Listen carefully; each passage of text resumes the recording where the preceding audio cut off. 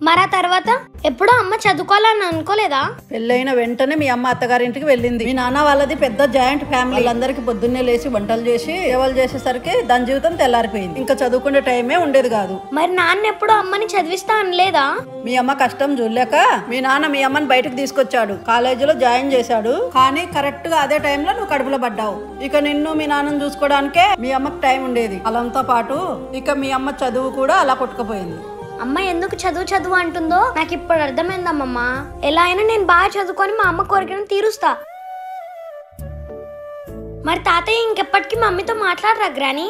మీ నాన్నకి పెళ్లి తర్వాత జాబ్ పోయింది. అప్పటి నుంచి ఆ బిజినెస్ ఈ బిజినెస్ అని మొత్తం డబ్బులు పాడు చేశాడు. మీ తాత ఏమో నన్ను కాదని పెళ్లి చేసుకుంది, ఇప్పుడు చూడు దీని జీవితం ఎలా ఉందో అని ఇంకా కోపం పెరిగింది కానీ తగ్గలేదు. ఏదైనా నీకు అమ్మకు లోటు లేకుండా చూసుకుంటాడు మీ నాన్న. కానీ ఇప్పటికీ నా కూతురుతో జాబ్ చేయించాల్సిన పని ఏంటి అని మీ తాత కోపం.